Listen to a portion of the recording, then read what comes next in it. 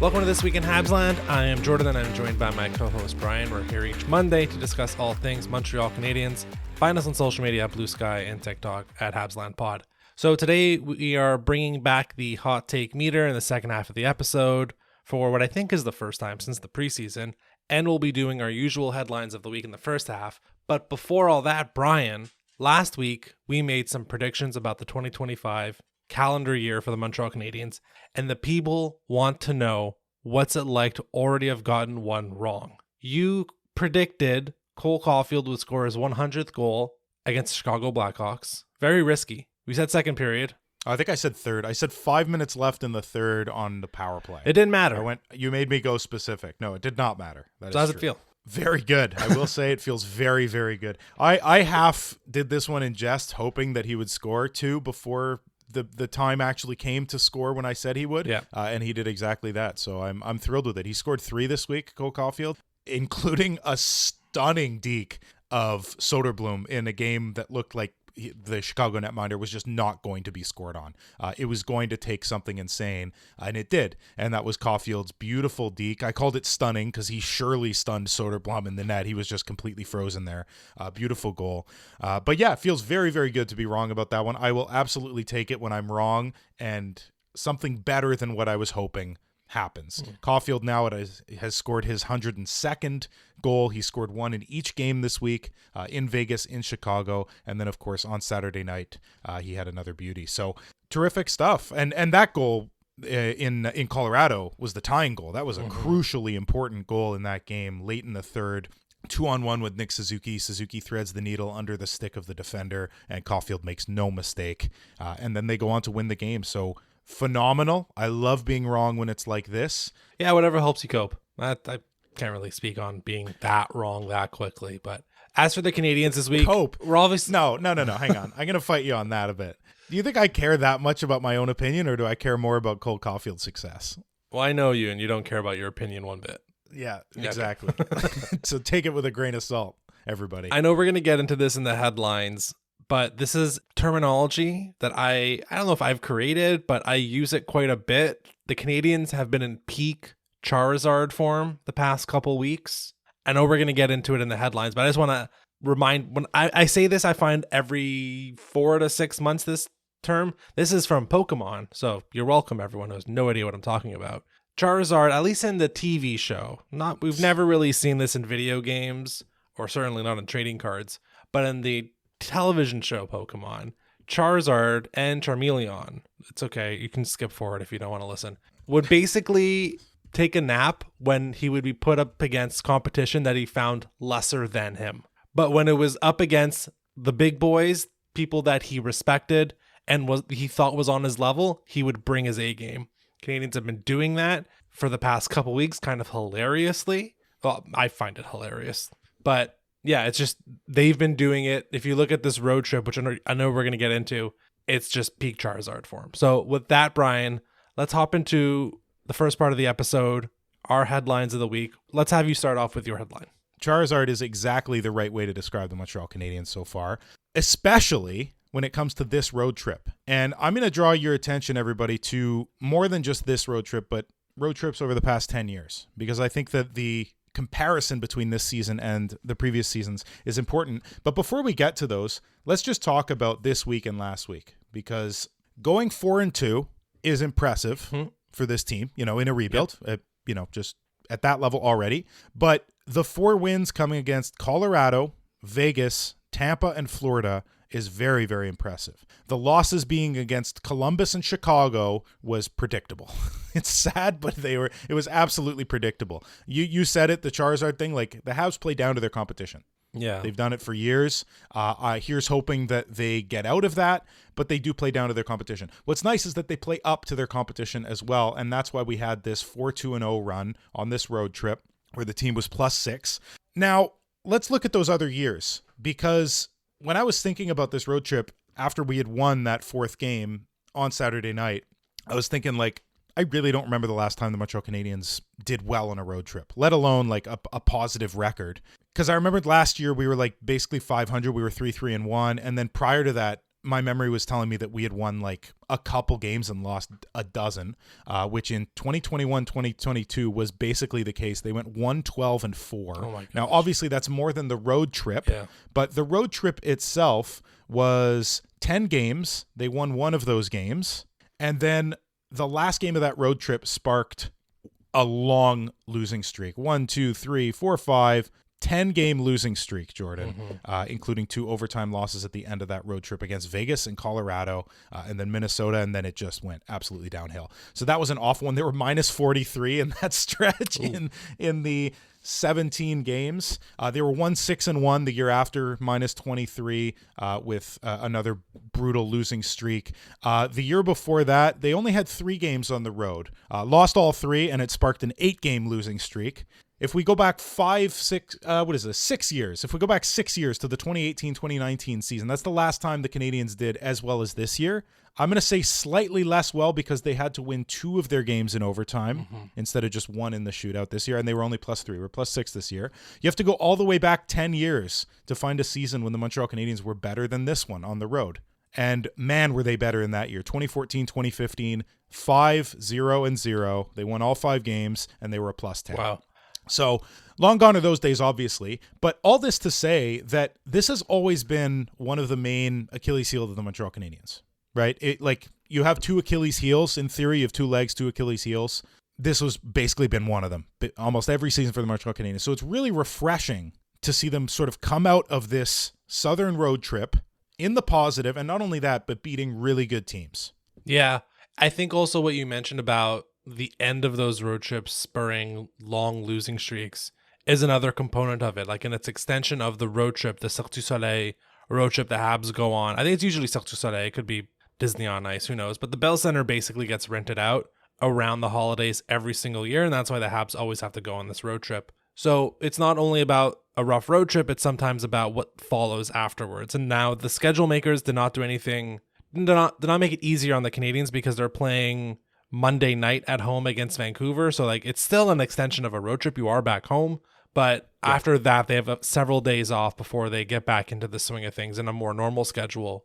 So yes, certainly we can look at it as they had, they've been playing their best hockey leading into it. And we were a little worried that this really tough stretch was going to kind of flip it on its head, where the good run that they were on was going to be extinguished because of the quality of the competition. And it turns out it hit them right at the perfect time because they've been playing some really good hockey. We talked about the whack-a-mole last week of, it seems like they've settled into the lineup. And you can tell, if not for Patrick Laine's flu-like symptoms or Savard being a little banged up, there have essentially been no roster changes in the past 2-3 weeks. And you can tell that the team has figured out how to play. They're getting some good luck in some instances. And we probably should talk a little bit about the Chicago game.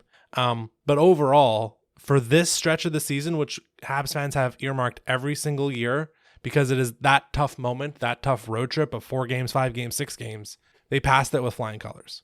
Yep, they absolutely did. On the Chicago game, I'm glad you brought it up. There was a positive in, like, every loss you could sort of find a positive. The positive in the Chicago loss was that the Canadiens took 40 shots on net. Right. Another thing that's very refreshing. Like, they had, up until game 33, 35, something like that, they had failed to take more than 30 shots on net. So taking 40 is really good. Soderblom was just really great. He stopped 38 and he got his team the win. It's as simple as that. Like, Soderblom stole that game from the Montreal Canadiens. We were peppering him. And not only that, like, it's one thing to take 40 shots on net, but a lot of them were quality shots. I think he had an expected goals against of like 4 or something, like 4.5. I checked it late in the game. I haven't checked it since, but it was fairly high. Yeah. And so a lot, like if you look on Hockey Reference at the shot chart, which I was taking a look at earlier, most of the shots, like with the exception of just a few, were taken either in the slot or in the lower part of the circles. I think there were like a handful that were taken at the blue line. Other than that, everything was in close. Soderblom had to be great. So that's a positive there. A big negative, though, starting the team with a 5-on-3 penalty against, that's not a good way to start a game, guys. A simultaneous Struble slash and Jack-Eye trip. And you go into the box, and out comes Connor Bedard and a whatever power play, but chances are they're going to score on a 5-on-3. So that's really not ideal. The discipline And we're going to talk about discipline within one of the other headlines very shortly for a different team. But the discipline has not been there the way that we'd like to see it. And that's been a problem for the past few years. Throughout this whole rebuild, we've talked about the lack of discipline. And so seeing it come to a head against a bad team and be one of the reasons that we lost, it's just more proof of the pudding that that's something that they still have to improve upon. Yeah. Discipline is continuing to be, at least it's certainly been rising because there were other issues earlier in the season. It has consistently been there all year, and now it's becoming more and more pronounced as the other issues the team had early on in the season, like uncertainty with third pairing, uncertainty with your backup goaltender, second line very much wobbling. Like a lot of those have been checkmarked and like are done, but discipline is still an issue. Definitely against Chicago, also against Colorado. Could have actually cost them the game against Colorado. Yeah, the goalie call at the end of the third period into overtime was very weak, but they called it anyway. The Canadiens need to stop putting themselves in those situations. The one thing I did want to mention about the Chicago game, and Brian, you've played hockey, is I don't know if there's an official name for this part of the ice, but I'm calling it the transition zone. It's basically from your defensive faceoff dots to center ice, to the red line. That little part, the Canadiens were horrendous in against Chicago. It's not necessarily the first pass out of the zone, because they've kind of figured that up to the half wall on the defensive side. From that point onwards, the amount of turnovers the Canadiens had at their own blue line while trying to transition the puck into the offensive zone was terrible, and that speaks to their lack of readiness against Chicago. It was very weird. Yeah, the double 5-on-3 immediately to start the game, more or less, definitely took the wind out of the sails, but you could tell that this was a game where, I don't know if they had felt so good after the Vegas win. They had maybe too much fun in Vegas, which is fine. They had a bunch of days off afterwards. It didn't seem like they were ready to compete at the level that they had been against Chicago. And sometimes that's human nature. When you try to play high competition all the time, and then you're playing the 31st, 32nd team in the league, that you're going to drop your quality. It doesn't provide a sufficient excuse, though, for the poor, I thought, transition play that entire game. That's what cost them. They could not get the puck past center ice. And that to me was the biggest fault. Yeah, in the offensive zone, they were good. They peppered the goalie, but it was just like, man, oh man, every time they were trying to get the puck out, whether it was Slavkovsky or whether it was Dach or Matheson, like tons and tons of turnovers in that crucial part of the ice. Yeah, absolutely. Well, Martin St. Louis has said on a few occasions that he doesn't view the zones the way that most NHL people view the zones. He views actually the offensive zone only being once you've actually gained the zone and at the top of the circles. Yeah. That's how he views it, kind of the ringette line for those who played hockey and know where that line is growing up. That's where you've entered the offensive zone. And the defensive zone, it's a little bit further than the blue line. Like, you can't just sort of cross the line and expect to be out, because on top of what you've already described, which is not being able to reach the red line, sometimes the Montreal Canadiens get past the blue line, and then as soon as they've passed the blue line, they're like, oh, job is done. And then suddenly turnover, puck comes back the other way. That's why a team who's bad like Chicago managed to score 4 on you. Yep. So very good assessment, Jordan. It's those two things, I think, the discipline and the transition game against bad teams, that's what's doing us in. I mean, among other things, but those are two main factors that are doing us in right now. They round out those couple of things and they start beating the weak teams, and we might start sort of believing in this team as having a real identity, because I've stop me if I've said this too often, but one of the markings of when you actually have a team identity is when you play the same way regardless of the opposition. Yeah. When you play just as well against the bad teams as you do against the good teams, the teams that forecheck hard, the teams that don't forecheck hard, you attack them the same way or with the same level of intensity. You don't change your game based on the opposition. Maybe you defend them differently, but certainly your offensive game and your pace should not be altered by the team that you're playing. And that's the other thing that was lacking a little bit in Chicago, I felt, was the pace in transition. Like they were sloppy, like they were missing passes, but also when they had ice to take, they weren't necessarily taking it that fast. And then jump to the Colorado game and completely different. Like, was this their best game of the season? It's definitely up there. Your memory's better than mine, and I'm sort of looking at the list of games here. I think the Florida game is their best game of the season. The one that just happened, the 4-0 win. It's hard to not see it that It's close way, with the Colorado. They were a bit snake-bitten with scoring, and that's like you kind of need to, if we're really grading them on a curve here, like that would be the slight difference. Like they played they were dominant against Florida, especially getting into the second period. But they've been playing their best hockey over the past 2 weeks. And that much can definitely be said.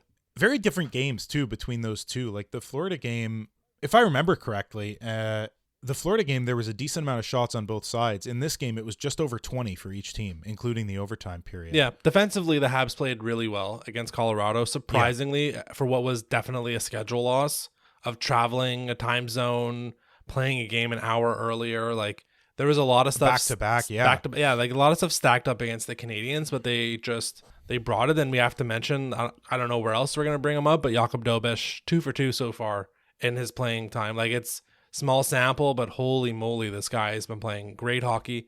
And it's not even that. It's just structurally, in terms of his technique, it's very sound.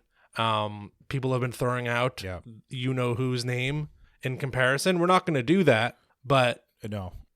He's been, what's because when you think of a goaltender who has perfect technique, you think of number 31. So when you see a rookie, amazing athleticism and the cool glove saves. Anyways, yes, it's hard to not think of him when you're watching him play. But let's not put a crazy amount of pressure on a guy who's played 2 games, please, who still has not been scored on at 5-on-5. Like, let's pump the brakes on those comparisons. Yes, he's been playing amazing. Like, it took a Rantanen stopping off the skate goal, like deflection crappy goal, to beat him. Yeah. And he's played 2 amazing teams. So incredible. Great stuff from Jakub Dobeš. Yeah. And we'll don't worry, I'm going to talk about him a little bit later. A sneak preview to one of my hot takes. We will talk about Dobeš some more. We'll definitely see him again next week because the Habs have another back-to-back. Quickly onto my headline of the week. Shout out to Ron Burgundy on this one. A glass case of emotion. And this is the Kirby Dach story of 2024-2025. Finishes the week with a goal and an assist. He's a -2, brutal turnovers, bad timing on some penalties, but he also has the shootout winner. Like, I don't know. It's such a roller coaster right now with Kirby Dach. You can see the flashes of previous Dach happen here and there where they're in the offensive zone and they are just, with Newhook and with Laine, like bullying guys. And Armio actually made an appearance on the that second line in the Colorado game after Martin St. Louis finally realized Michael Pezzetta on the second line made no sense. They are having their moments where they're winning the puck and sustaining offense, but then out of nowhere, Kirby Dach will throw a spinning behind the back blind pass and it will immediately lead to a goal for Colorado. Or there's another play he made where he has an unfortunate turnover right at the offensive blue line against Vegas, immediately leads to goal. Now he does back check. He takes his man out of the play. And I think it was, I forget who exactly it was. It might have been Gallagher who just ended up missing the trailing defenseman, the fourth guy back that led to that Vegas goal. But and he's still taking the penalties. Like, I feel like I'm starting to see positive trends with Kirby Dach, but it's still just a complete mixed bag, is it not? Very much so. Very much so. So the positive: scores a goal, gets an assist, and gets the shootout winner. Filthy Deke, by the way, bringing the stick sort of around the world on the puck, and then pulling it to the right to his forehand and shooting the puck home. That was a beautiful shootout winner. What ended up being the shootout winner. And then there's the negatives as well that you mentioned: the giveaways, the trying to do too much. I think I would summarize it. Mm-hmm. Everything about Kirby Dach is sort of trying to do too much right now. I think he's trying to make up for his lack of production so far this season and his lack of consistency by overdoing it at times with the puck. Now, without the puck, him trying to do too much, that's not a bad thing. He's back checking really hard, as you said. He's getting down to block shots. He's trying to get in passing lanes. Even when he doesn't have the puck, but the Canadiens do, and he's in transition, he's often in the right position. It's as soon as he gets the puck that he starts to think, I got to do something with it. I think if he just calms down a little bit, take the Suzuki approach of when the puck comes to me, what am I going to do with it? Just have that on his mind all the time. Take a deep breath. Kirby Dach is a really good center. When he's on his game, he's a really good center. Like, it's the lack of consistency, really, that's the problem. So some confidence, I think, would do him some good. So if he keeps upping the production, when Laine comes back, he's been out. Don't worry, everybody. It's not an injury. It's just illness. He's just out with illness at the moment. He should be back soon, Patrick Laine. When he comes back and rejoins the line with Kirby Dach, although we haven't seen much at 5-on-5 yet, Hopefully we will. Yeah. But Kirby Dach just needs that. A little bit of confidence, a little bit of help from his line mates, I think, and just to calm down, to slow his mind down a bit when he gets the puck. Because other than that, he's been fairly good. So let me ask you this. Is Dach still figuring it out post-injury, or is this actually who he has been the whole time? I don't know if it was blinders, if it was rose-tinted glasses in the 2023 season. Is this who he is? Is he a inconsistent power-ish forward, or is he still kind of rounding into form post-injury? I think it's both. Because one thing that the injury did. So to answer the injury thing first, actually, it's not that he's back from injury. It's what the injury caused, which is missing, and not just this injury, but all the injuries he's had. He's missed at least a full year's worth of development. Right? Yeah. Like, I don't know how many games he's actually lost, More. but it's at least Closer a season, to maybe two. a season and a half. Closer to two. Remember his second season in the NHL, or I guess I should phrase it as his D+2 season. He missed basically the entire season with a wrist injury. So With Chicago. Yeah, so two of his first 5 seasons, you're right, he has basically missed almost in their entirety. So obviously, if you were to look it up, his age is 24. You look it up, it says 24. Development-wise, he's more like a 22-year-old because he's missed 2 full seasons. Maybe not full, right? He missed the full thing last year, minus a game and a half, and then most of the season in Chicago, that D+2, like you said. Maybe not 2 full seasons, but combine that with the few games he's missed here and there, and it's basically like 164, like 2 full seasons worth of games that he missed. So he's more like a 22-year-old in terms of development.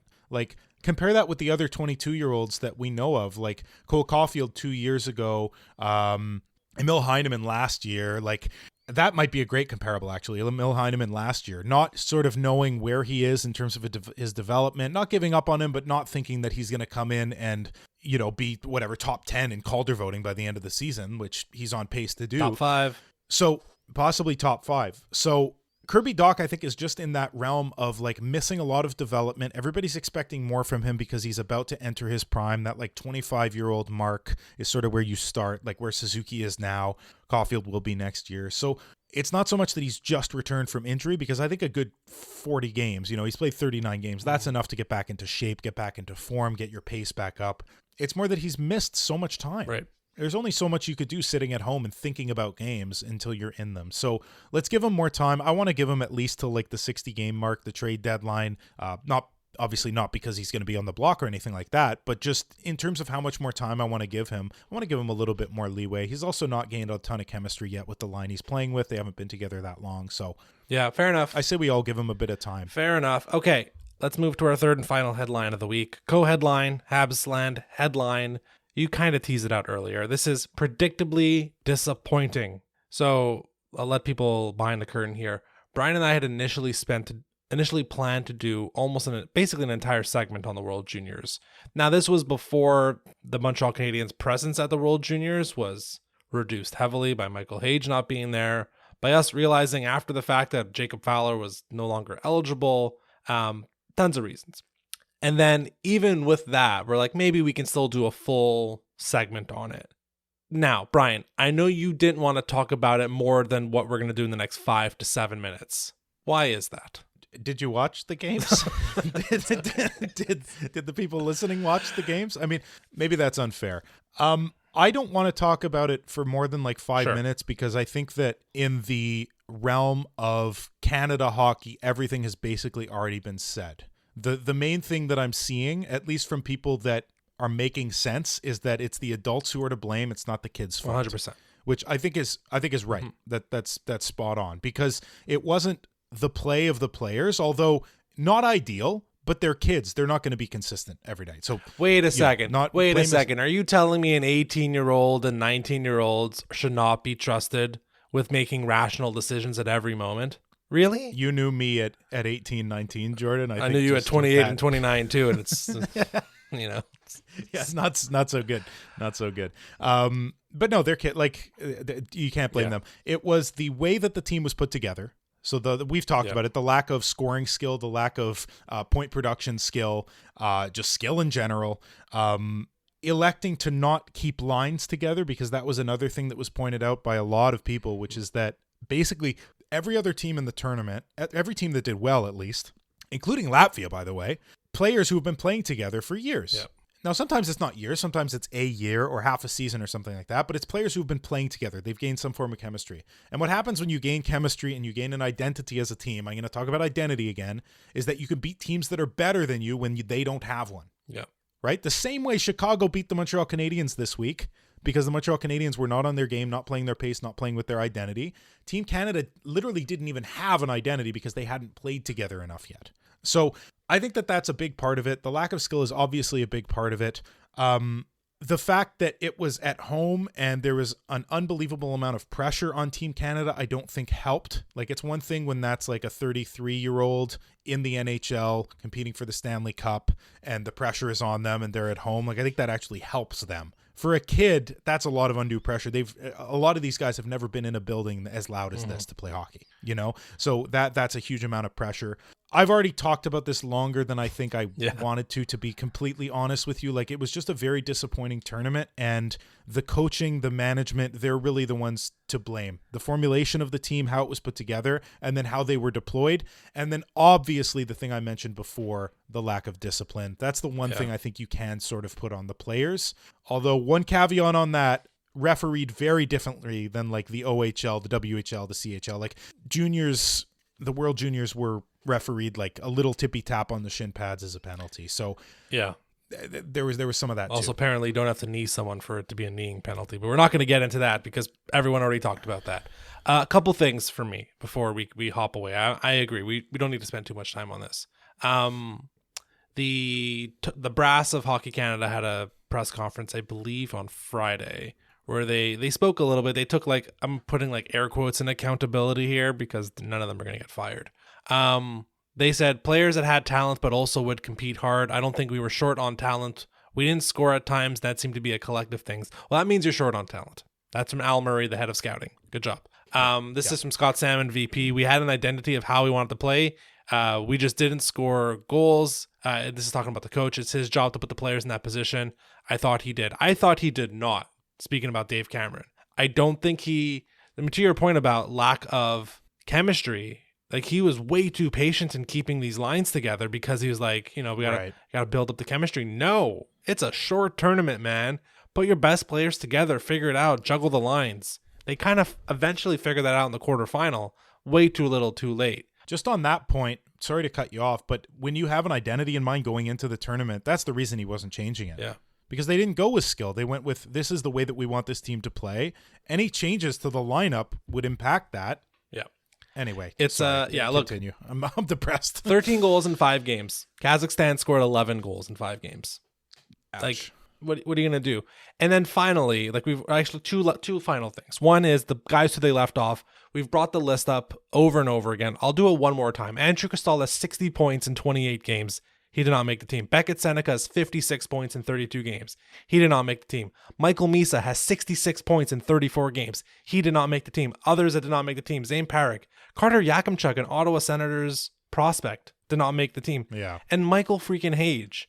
Now, we know Hockey Canada does not like it when you go as a Canadian and do your development in the United States. Unless you're Adam Fantilli or Macklin Celebrini, they are very unlikely ever look your way as you develop. Now, once you're 23, 24, and they need anybody for the World Championships, sure, they'll give you a call. Unless you are absolutely top tier elite, they will completely ignore you. And that's what happened to Michael Hage. Final thing about the tournament, we know as of recording, it's not over, but I did want to say, like, it's a little unfortunate for the Ottawa crowd. So I was at the Latvia game. I will say the crowd was ready to bring it the whole night. They had the energy. The PA was doing a pretty good job. Lots of, like, sing-alongs, and, like, they were blending in, like, Canadian folk songs and just, like, very popular, like, 80s sing-along tracks. Like, they played Sweet Caroline in the first period, which is a pet peeve of mine, but people love it. That crowd was ready to rock. And I feel bad for, like, specifically Ottawa Senators fans. Like, you get the reputation of, like, being not a great crowd and a quiet crowd, and there are very real reasons for that. Point being, number one being, like, the location of the arena. This was a moment for the Ottawa sports scene to be like, hey, like, we can be fun. And then they just brought the most boring team, just very disappointing team to the World Juniors. And I feel like anyone who came from out of town to witness this Team Canada and felt the crowd, like, that was not that wasn't a proper World Junior experience. I feel like in all of this, like Hockey Canada should have also apologized to the city of Ottawa. Like, sorry, we brought such a crappy team to you, because the crowd was ready to rock. You saw it in the third period against Czechia. Like, they were rolling, and the crowd was ready to go. Yep. I'm telling you, the whole game against Latvia, people were ready to explode, and there was just nothing being reciprocated for all the reasons we've talked about. Okay, anyways, too long on this. We have said there, if there's a Four Nations F up, we will have a much longer conversation about Hockey Canada. Okay, part 2 of the episode. Brian, we're bringing back the hot take meter. Like I said, I think for the first time since the preseason. Felt like we're about halfway. Let's throw a few more takes on the board here. So I got 2. I believe you got 2. How about we have you lead us off? Sure. So I always end up with you giving me my takes like 5s and 6s mostly, I think. Like that's what my memory was telling me as I was preparing mine. So I wanted to try and get a little spicier with my takes in this segment. I alluded to one earlier, and so did you. This is my first hot take, Jordan. Lane Hutson will win the Calder, and Emil Heineman will place 5th in Calder voting. So this is a 2-parter about the Calder, about the 2 players that we have in the running for it. Now, let me back this up, because the Lane Hutson side we all know about. We all know Lane, top in ice time, second in points, killing it, just looks like an unbelievable defender at 20 years old. With Emil Heineman, he got his 9th goal in Vegas, his 10th in Chicago. He's 3 behind Celebrini, 2 behind Michkov. Just with that company, very impressive. That baseball bat goal he scored, by the way, off the glass, and then, puts his bottom hand, his left hand down on the stick so that he can really get it. Really smart play. Great hand-eye coordination. Shades of Brendan Gallagher.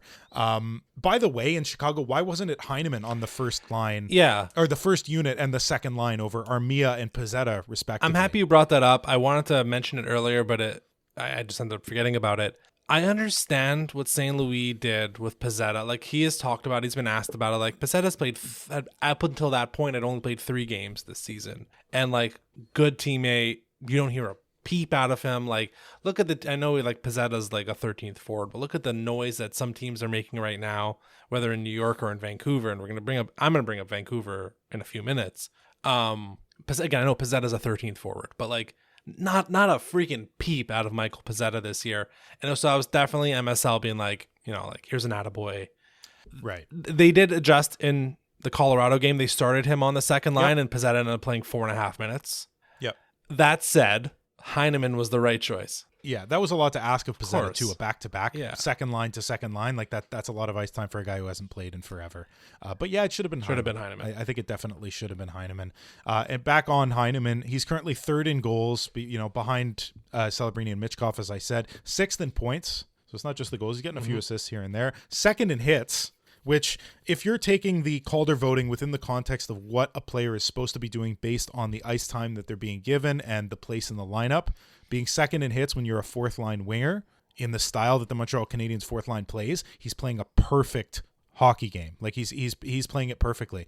And he's done all this, 3rd in goals, 6th in points, 2nd in hits, while being only 21st in average time on ice, 11 minutes. Yeah. Very impressive stuff. Now, the 3rd in goals thing is partially because his shooting percentage is much higher than those other guys. It's sitting above 20%. I think it's at like 22% at this moment. So that helps a ton. But that's also because he's got a rocket. He has a lethal release. What do you think about this take? Hutson winning the Calder and Heineman placing 5th in Calder voting. And maybe we could put it 5th or better. Yeah, no, this is really good, Brian. This is well done. Good job actually trying this time. So... Hey, I always try. I'm just not good at these. No, all good. This is really interesting. So, like, Macklin Celebrini is slowly going to start running away with this as long as he stays healthy in the second half. Not to say that Lane Hutson's not being awesome. I think there's a real opportunity. Like, it's a defenseman versus a forward, and it's like, unfortunately, it's Montreal and it's Michkov, but like, there's a real argument that Hutson should be 2 everywhere right now. Like, if you're projecting outwards, I think it's Celebrini 1, Hutson can probably squeeze into 2. Michkov 3, and then it kind of opens up. You have Dustin Wolf's had a good season. Logan Stankoven has cooled off. The door is open there for, Will Smith is Will Smith, but like it's happening a bit with him, but not to the level that maybe folks thought it would be. Emil Heineman, the door is open for him to get into the number 4, number 5 spot. So this is at least an 8. I'm trying to figure out if it should be higher. I think the Heineman part adds a bit of, a little bit of spice on top. But can I put it at 8.5? I don't know if we've ever done half points on this, but Can I go 8.5? Does that sound about right? Sure. That's fine. I was happy with 8, but if you want to give me an extra half point, I will take it. Okay. Yeah, I mean, look, again, Celebrini looks really special. Like, he plays his games at midnight Eastern time, so none of us end up watching him other than a few people we know, but he looks special. Yeah, let's not do the Celebrini Bedard stuff because that's being run into the ground by traditional media. They can both be great hockey players, believe it or not. It's not one or the other. Can they? I haven't heard any of that. That's a new rhetoric, Jordan. We'll see. Again, I think I'm presuming Celebrini's going to go to the World Championships if he's healthy. And if that's the case and he has a Calder, he's looking half decent there for the Olympics in 2026. Okay. Hot take number 1 for me. The Habs will be eliminated from playoff contention on the final game of the season. I was going to say final night. I don't know if it's actually the final night.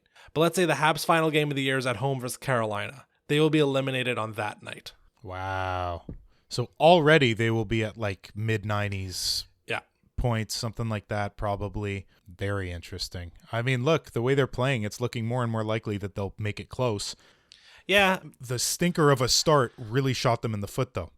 That's the thing, is that they got to go. They don't have to just be at a playoff pace for the rest of the season now. They have to be above a playoff pace because they're at exactly NHL 500 right now. So I'll push back on that a little bit. Yes, the start of the season was suboptimal. I wonder if this 6-game stretch that they just did where they beat 4 of the last cup winners, by the way, if that kind of helps balance it out a little bit. Wow. Hang on. Let's go back. How did I not even notice that? Yeah, the 4 last cup winners they just beat. Yeah, so that's Stanley Cup champs of 2020 and 2021 in Tampa, the Avalanche in 22, the Golden Knights in 23, and of course the Panthers in 2024. Amazing. That's why they lost to Chicago, really, because they didn't want to mess it up. They had to be in a row. Right. Yeah. Right. They were doing a who was prior to that? 2019 was the Blues, or what? No, Washington was 2018. Yeah, the Blues were 2019, right? Yeah. It's the Blues. All right. When do we play the Blues next? That's the next victory. Hopefully it's soon. We beat the Blues earlier in the year. That's true. Okay. So, anyways.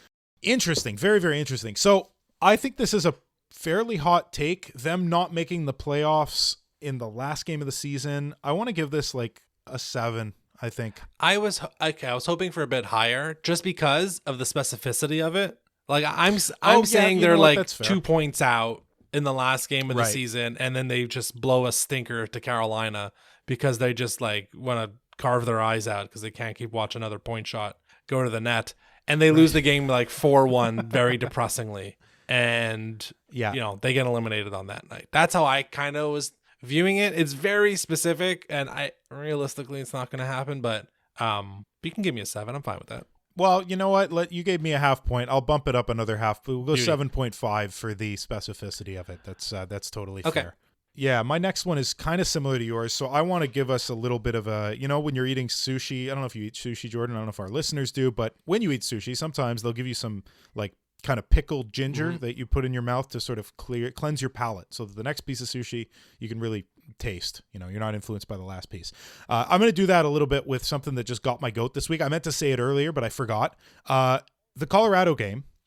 5 Canadian teams played on Saturday night. So the Colorado game, the Montreal Canadiens played, Calgary played, Edmonton played, 5 different teams played. I was watching the Hockey Night in Canada feed of the Avalanche game. Well, there's your first mistake.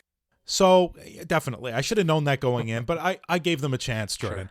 Sure. I was watching that feed until Kyle Bukauskas said that Austin Matthews' health status was the biggest story in Canada hockey this week. Switched over to RDS. Right then, couldn't do it. Amazing. And it's not that he's wrong, which he is. Like wrong. The biggest story was the juniors, obviously. Yeah. And there's probably a couple more that would be above. There is. Of course, there's the Vancouver stuff that's more important than Austin Matthews. Of course. No question. So it's not just that he's wrong, but it's that Hockey Night in Canada had just shown about 20 seconds straight of different Maple Leafs with their eyes closed, breathing in slow motion. So I was just sick of it. Like Mitch Marner on the bench, like with a big breath out with his eyes closed. This is really serious now. Get over yourselves. So just a little palate cleanser and cool. A little shade thrown at Hockey Night in Canada for that crap. Back to the next piece of sushi. So you said the Habs would just miss the playoffs. Here's my hot take, another 2-parter. Again, trying to get spicy. Dobes will be the Habs starter in the playoffs this season. I was waiting for this. So listen, I have ironically put out there. I'm like, I can't wait for the Dobes should be the starter conversation.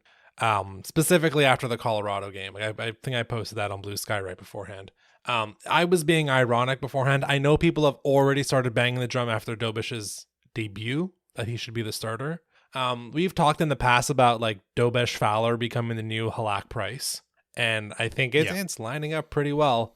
That makes Samuel Montembeault Cristobal Huet, does it not? Oh yeah, I guess so. Which means he's getting traded for a second round pick to Washington in a year and a half. So I mean, yeah, this is basically a 9 at least. Because the making the playoff stuff, I was just looking at, I think it was Money Puck. They put the Habs at a 7.5% chance of making the playoffs, which I think aligns. 1 in 12, 1 in 13. That's where they're at right now. Yeah. Get another good couple weeks in, and that should be at like 15%. It's still very unlikely using historical trends. Now, like the Sens are like the 8th place in the East right now, and I would even argue the Boston spot, which could be the other wild card spot because Tampa will eventually pass them. Like those spots, I think are up for grabs. I don't think, and to Brian Wild, who made this point, who has been making this point, don't project like 85, 86 points as the 8th place team. Project what is historically the spot, which is 93 to 95, sometimes higher. Right. So they need to do that, which is already like, you got to play 650 NHL hockey. You got to win like 12 or 13 more games than you lose for the rest of the season. So that's tough. To bridge now, that the loser point helps, but there's a lot of work in there. And then the Dobesh part, I cannot see this being a thing. Unless there's an injury. So, there's an injury, sure, whatever. I just cannot see Dobesh becoming a game 1 starter in 4 months. On the Dobesh thing, part of the reason I did this one was because of the conversation that, Habs fans are having right now. Anybody who's saying Dobesh should already be the starter has not been watching Montembeault plug away behind a bad team for years and be great. So I know I said I'd wait 10 to 15 games to give an assessment on Dobesh, but wow, he's been really good in his first 2 starts against powerful offensive teams. So if there ever was a time to overhype based on a very small sample size, it's our hot take meter. So I had to do it. Mm-hmm. Dobesh, just to talk about him a little bit more and like what he's done.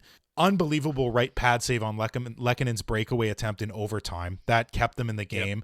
Yep. The filthy little catch and release glove save he made on Drouin's shootout attempt. Just really get the hell just very out of dismissive, which I just loved. Yeah, I loved that so much. And then Rantanen, who had scored on him previously, he stays with him the entire time. He outweights him and he makes him shoot into the crest. Yeah. And that's after getting run over twice in the game, by the way, in 2 awful ways. And he just kept his focus and was outstanding against one of the best left wingers in the league. On that, not on the running into the goalie stuff, which if you want to get into, we can, but that's just... I don't. It sucked. I hate it. Let's move on. Yeah. On the Rantanen shootout attempt, Rantanen was so discouraged by the time he had to shoot, where he's like, legally speaking, I have to take a shot now. But yeah, beyond that, he's been just really impressive. I'm going to put this, I am very much debating a 10 right now. I'm trying to figure out what could possibly, within the realm of a realistic hot take, but I guess the point is to not be realistic on hot takes. I'm going to give it a 9.2 maybe. It's all the way up there. No 0.2s. No 0.2s. I'll take a 9. 9. It is. 9 is fine. Yeah. Absolutely. Good stuff. Okay, so my last one here, I'm gonna slightly change it. So my second and final hot take: both Joshua Roy and Logan Mailloux will be traded by the draft. Whoa. So a couple things, and maybe whoa. park that statement for a moment. I just had this. Okay. First of all, I've been having these spidey senses over the past few weeks about both these guys. But before we get into that, any interest in Elias Pettersson? Any interest? Are you shitting me? Of course. Friedman of one of the most skilled centers in the game, left-handed. What more is there to say? You love your left-handed shooting centers. That's something we've learned over the past month. Will they take Christian Dvorak 1-for-1? They'll probably have to pitch in a second. Line style. Yeah. So a late second. So Elliot Friedman continued reporting on this Vancouver disaster. Feel bad. Vancouver had a good team for a year, and now they're like, all right, guys, time to implode from the inside. So it seems like they're listening to offers on both Pettersson and Miller. Now I'm assuming JT Miller would rather set himself on fire than play for another Canadian club. So he's not really part of this discussion. Pettersson, year 1 of an 8-year contract at $11.6 million. He had I think we can all say, a disappointing playoff last year. Yep. has been somewhat disappointing. Although again, like this weird stuff with Miller, like his splits with Miller in and out of the lineup are bonkers. So, but nonetheless, it's a disappointing season for him so far. But he's been fairly, he's been a great centerman. But there are some questions about his ability to convert in the postseason. He has had a good postseason earlier, like prior to that, back in 2020, but I might be getting that year wrong. So there's some question marks with Pettersson, but it's still Elias freaking Pettersson. You said there would be interest in it. If you're Ken Hughes, how serious are you exploring this option or this opportunity? Because it definitely seems like Vancouver is listening to calls. I mean, he's right in the window of age that they're trying to go for. He's 26 years old. He's sort of right in that Suzuki Line, Caulfield even window. The skill is undeniable. If he figures it out and like finds chemistry with the guys that he would be playing with here, he could go back to being one of those game changers. And the Canadiens need game changers. I mean, we have Demidov coming next year. Line has been outstanding. But Demidov is going to be very young, just starting out. Like, who's to say that he has a season like Michkov? If he does, great. If he doesn't, everybody's going to make that comparison. You mean better than Michkov? I mean, look, he very well might be. He very well might be, and I would love him to be. But like Michkov is having an undeniably great first season of his career. Like there's no debating that. He just is flat out. If Demidov does that, great. What bringing Pettersson in would do is now your top six is cemented completely, and even your third line, like your top nine, looks outstanding. The Montreal Canadiens immediately go from being below average in terms of their top six to above average. And again, this is assuming he comes back to, his play, which is not a given, but it's hard to play well in a sort of dumpster fire team. Man, oh man, this is a really interesting one. You've kind of taken me completely by surprise. I was not expecting this at all, partially because I don't think that Team Hugo feels the way that I do. Yeah. I'll put it that way. I don't think that they're ready to take a gamble, because it is a gamble based on his play in the postseason and in the regular season this year, and when he's gone cold in the past. For 11-6 on, you said, an 8-year deal? Mm-hmm. That is an expensive contract if this doesn't work out. That is a very expensive contract if this doesn't work out. So, one thing to always remember, that we all have this mindset right now about the salary cap because of what's happened in the past 4 or 5 years. It's going to skyrocket. It's going to be at $100 million in about 3 or 4 seasons, I am presuming. So $11.6 million on an $80 million cap, or 85, whatever, 87 we're at right now. Okay, that's a lot of money. $11 million on 100, it's okay.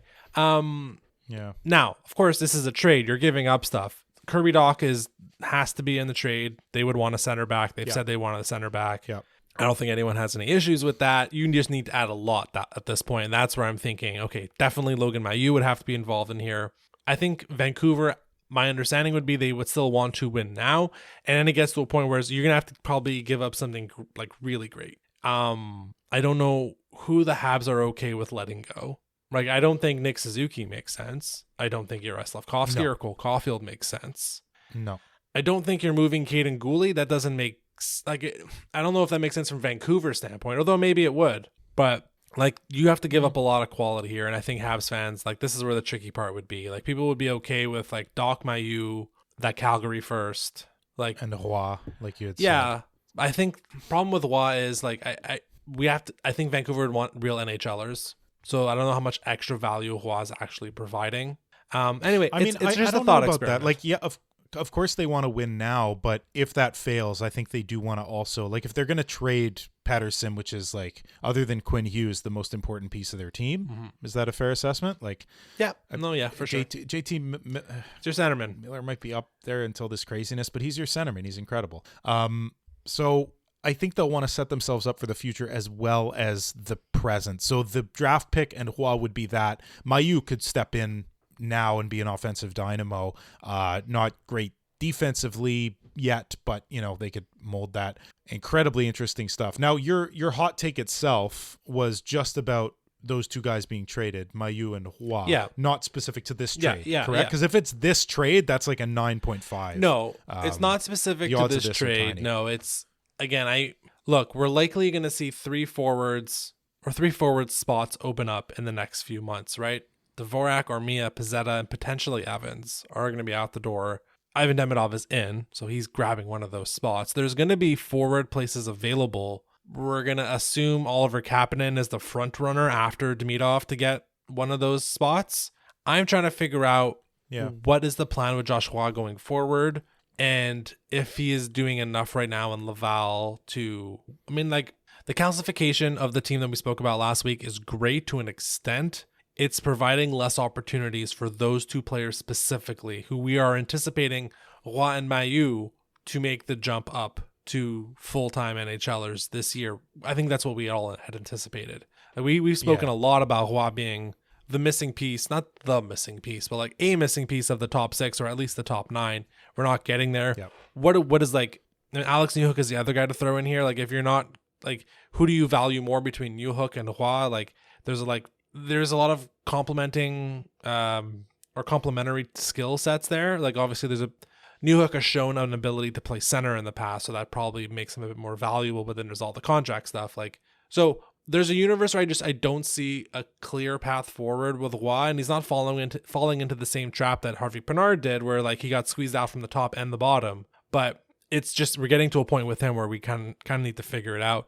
And then with Mailloux, the Habs just showed they don't care if you're a righty or a lefty. They will move you if you are not doing enough. And they were able to bring in Carrier, who is, like, first of all, there was some reporting from Renaud Lavoie this past week about like Nashville scouts.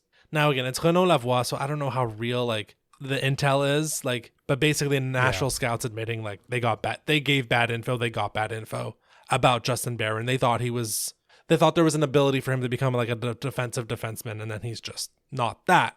But hang on. They got bad intel. Do they not have their own scouts? From their own scouts, yeah. What? Yeah. Oh, from their own scouts. Yeah. Okay. What?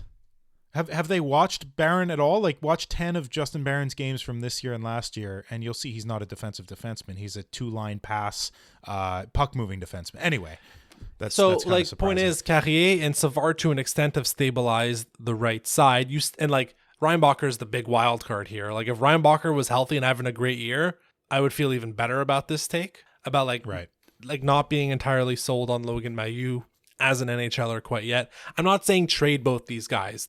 I think there's a real universe where Roy and Mailloux are used in some capacity as like, because not everyone wants the magic beans, Brian, right? Not everyone wants your future picks. Sometimes you want a guy who's already on an entry-level contract, who has played some NHL hockey and shown some bursts, and they'll rather take a flyer on that. And I think actually there's more teams, like if you're just offering equivalent draft compensation, I think you're going to have more people interested in the players versus the draft compensation. So I think Roy and Mailloux are in that boat specifically, and as the Habs need to level up from a skill perspective, we know they will with Demidov. They need to get more people. You still need more talent, right? You still need more people. Always. Roy and Mailloux might be if it's not going to be them, they might be part of a solution that gets that. Wow. Okay, so I said if it's the Elias Pettersson thing, it's like a 9+. Barring that, and it's just some trade or 2 trades or whatever it is, this is at least an 8, maybe 8.5. Like, this is still, the odds of that are still relatively low. Roy I see is much more likely than Mailloux. I think that they're willing to give Mailloux some leeway, in part because of all the work he's done after the awfulness of what occurred before he was drafted. He showed his maturity and his willingness to improve himself mentally and in terms of the type of person that he is, rather than on the ice. Obviously, he's improved on the ice. We've seen that, but he was able to improve himself to that degree. So I don't think they'd feel great about trading him away prior to him getting a real shot with the Montreal Canadiens. Now, that being said, if they deem that that's what's best for the team, or if an offer comes in that's like an Elias Pettersson or something similar to that, do they take it? I think absolutely. But it would take something like that for them to move off on him. Roy, on the other hand, with Demidov coming, with Laine looking like he's happier than he's ever been in his career, in Montreal, with Dach steadily improving, Newhook playing okay. Like, you're right to compare those two as well, Newhook and Roy. I think they're very, very similar types of player. Newhook is just way more consistent, and his pace is probably a little better too. But with all these guys, like, is there room for Roy anymore? Yeah, that's the thing. Or is it just, do you get more value for just trading him away? Yeah, that's the thing. And the last piece on this is, based on my understanding, and I didn't look at this in too much depth, I believe both guys are still waiver exempt next season, which probably should play a factor here in your willingness to continue believing in the project of Logan Mailloux and the project of Joshua Roy. So there's that part there. That's a fair point. And a team trading for them would want to know that as well. Like, assuming they're not ready, they don't want to be handcuffed to this player on their team because they've just traded for him, and now the waiver thing kicks in, and they're going to lose him for nothing after trading for him. They don't want any part of that. So if that's true, that would be big. Yep. All right. Well, I think that'll wrap up this episode of This Week in Habsland. We'll be back next week to discuss the Habs at the halfway point of the season. So we'll be doing our 3 stars of the first half of the season and dive into some burning questions. But until then, you can follow us on social media at Blue Sky and TikTok at HabslandPod. And feel free to leave a 5-star rating of the podcast on Spotify and Apple Podcast. Until next Monday, go Habs.